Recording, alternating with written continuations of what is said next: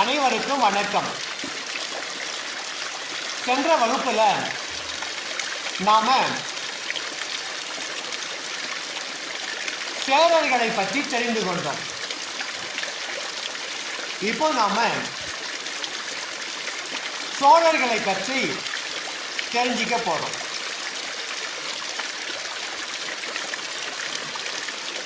முதல்ல சோழர்களை பற்றி தெரிந்து கொள்ள நாம இப்ப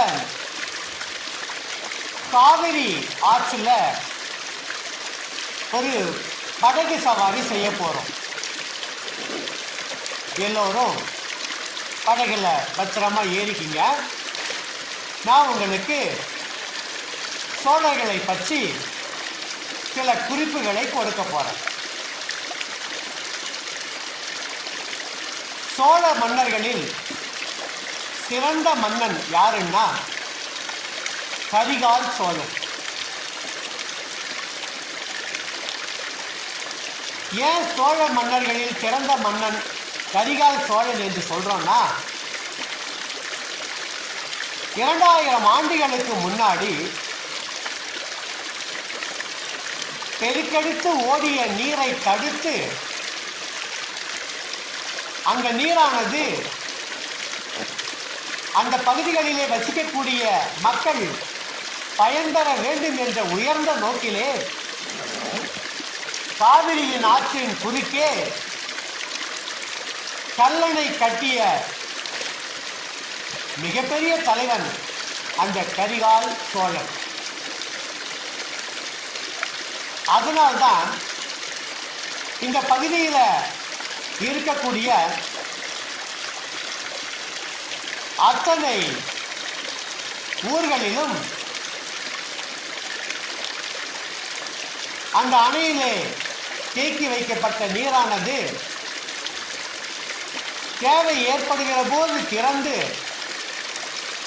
வேளாண்மையை பெருக்க செய்து இன்றளவும் சோழ நாடு சோழுடைத்து எனும் பெயர் பெற்று விளங்குகிறது. அப்படிப்பட்ட சோழ நாட்டினுடைய முக்கியமான சில தகவல்களை நீங்க தெரிஞ்சுங்க. சோழ நாட்டினுடைய தலைநகரம் உறையூர். சோழர்களின் கொடி புலி. சோழர்களின் ஆறு காவிரி ஆறு. சோழர்கள் தங்களது கடல் வணிகத்துக்காக பயன்படுத்தப்பட்ட துறைமுகம் காவிரிப்பூம்பட்டினம். இந்த காவிரிப்பூம்பட்டினம் தான் இன்னைக்கு பூம்புகார் என அழைக்கப்படுகிறது. இந்த சோழர்கள் ஆட்சி செய்த பகுதிகளை நாம முக்கியமாக தெரிஞ்சுக்கணும். முதலாவதா திருச்சிராப்பள்ளி, அடுத்து கடலூர், தஞ்சாவூர், புதுக்கோட்டை, நாகப்பட்டினம், அரியலூர், திருவாரூர் மற்றும் பெரம்பலூர்.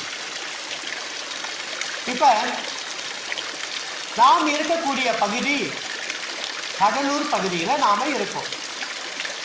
ஆகவே நாமும் சோழர்கள் தான். இந்த பகுதியை டெல்டா என்று அழைப்பார்கள். ஏன்னா இங்கே தான் நான் முன்னர் குறிப்பிட்டல்ல, அந்த தடுத்து நிறுத்தப்பட்ட அந்த நீரானது கல்லணையில் தேக்கி வைக்கப்படுகிறதுன்னு சொன்னல, அந்த தண்ணியால் அதிகம் பயன்பெறும் இடங்கள் எதுன்னா தஞ்சாவூர், திருச்சி, நாகப்பட்டினம், திருவாரூர், கடலூர் மற்றும் பெரம்பலூர்.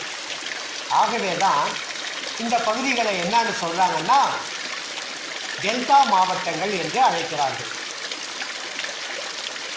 சோழர்கள் அப்படின்னாலே நமக்கு நினைவு வருவது என்னன்னாக்கா கரிகால் சோழனும் கல்லணையும் தான். இந்த கரிகால் சோழன் பார்த்தீங்கன்னா இளம் வயதிலேயே அரசனாக உயர்த்தப்பட்டவர். அந்த அளவுக்கு அவர் புத்தி சாதுரியத்தோடு விளங்கியவர். அதனால்தான்